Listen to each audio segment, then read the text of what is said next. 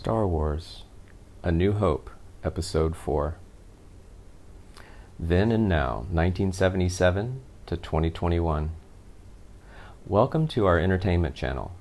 In this video, we take a look at the changing cast of Star Wars, Episode 4, A New Hope. Please subscribe to the channel so you don't miss any movies, but for now, let's go to the actors. Mark Hamill plays Luke Skywalker, a young adult raised by his aunt and uncle on Tatooine, who dreams of something more than his current life and learns about the Force and the Jedi. Lucas favored casting young actors who lacked long experience. To play Luke, Lucas sought actors who could project intelligence and integrity. While reading the script, Hamill found the dialogue to be extremely odd because of its universe-embedded concepts.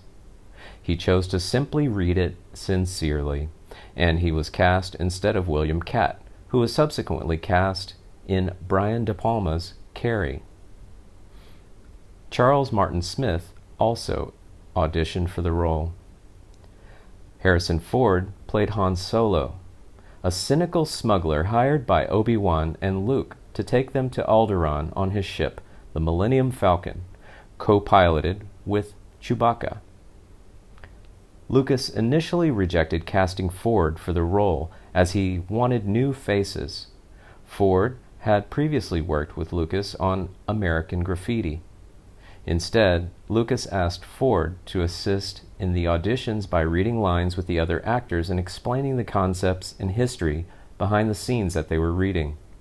Lucas was eventually won over by Ford's portrayal and cast him instead of Kurt Russell, Nick Nolte, Sylvester Stallone, Bill Murray, Christopher Walken, Burt Reynolds, Jack Nicholson, Al Pacino, Steve Martin, Chevy Chase, or Perry King. Carrie Fisher played Princess Leia Organa, the princess of the planet Alderaan, who is a member of the Imperial Senate and, secretly, one of the leaders of the Rebel Alliance. Many young Hollywood actresses auditioned for the role of Princess Leia, including Amy Irving, Terry Nunn, Cindy Williams, Karen Allen, and Jodie Foster. Foster turned down the role because she was already under contract with Disney and working on 2 films at the time. Fisher was cast under the condition that she lose 10 pounds for the role. Peter Cushing played Grand Moff Tarkin, the commander of the Death Star. Lucas originally had Cushing in mind for the role of Obi-Wan Kenobi, but Lucas believed that his lean features would be better employed in the role of Tarkin instead. Lucas commended Cushing's performance, saying he is a very good actor, adored and idolized by young people and by people who go to see a certain kind of movie. I feel he will be fondly remembered for the next 350 years at least. Cushing, commenting on his role, joked, "I've often wondered what a Grand Moff was. It sounds like something that flew out of a cupboard." Alec Guinness played Obi-Wan Kenobi, an aging Jedi Master and veteran of the Clone Wars who introduces Luke to the Force.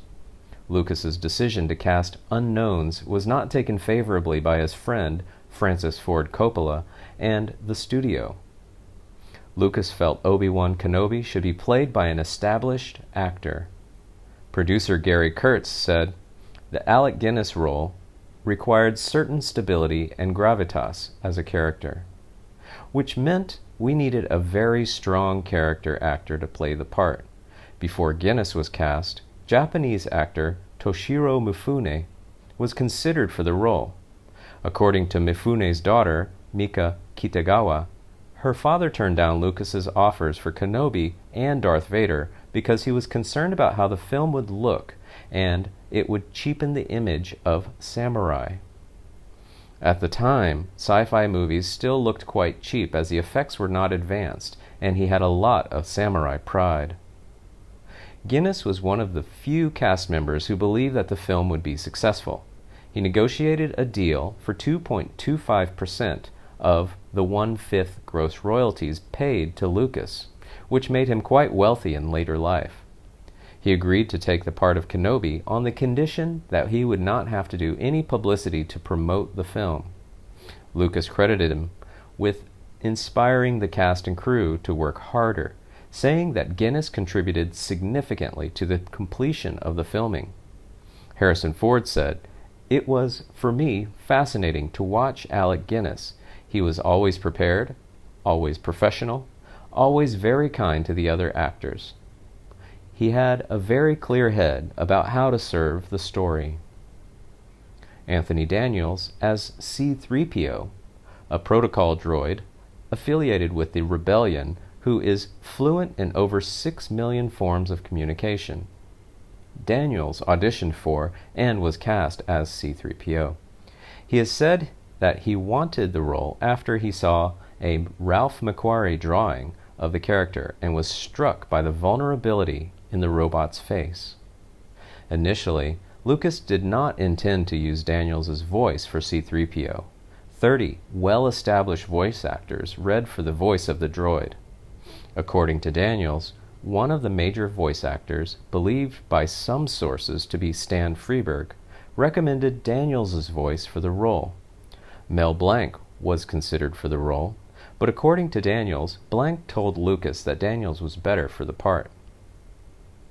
Kenny Baker played R2-D2, an astromech droid and C-3PO's companion, who is carrying the Death Star plans and a secret message for Obi-Wan from Princess Leia. When filming was underway in London, where additional casting took place, Baker, performing a musical comedy act with his acting partner Jack Purvis, learned that the film crew was looking for a small person to fit inside a robot suit and maneuver it.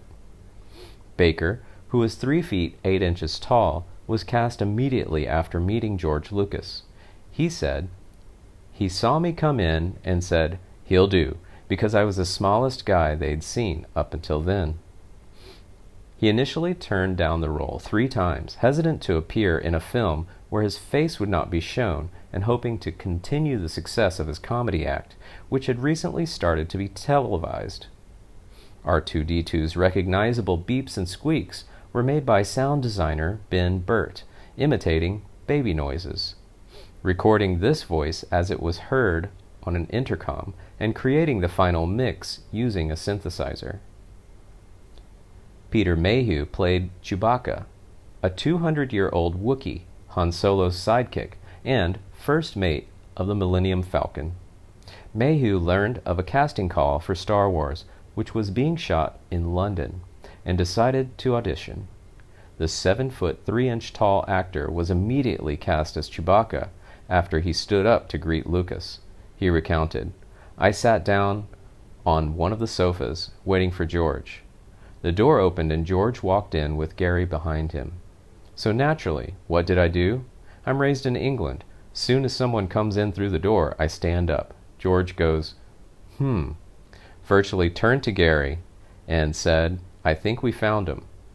As a result of his height, Mayhew was eligible for either the role of Chewbacca or Darth Vader, ultimately choosing the former because he wanted to play a hero in the story. Mayhew modeled his performance of Chewbacca after the mannerisms of the animals he saw at public zoos. David Prowse played Darth Vader, Obi-Wan's former Jedi apprentice who fell to the dark side of the Force and became a Sith Lord serving the Galactic Empire. How did you see the change of actors in the film of Star Wars Episode 4, A New Hope? Let me know your thoughts in the comments section and we can discuss. If you find this video good, please don't regret one like and share it. I will continuously update the changes of the actors in the next videos. Please subscribe to the channel so you don't miss it. Thank you.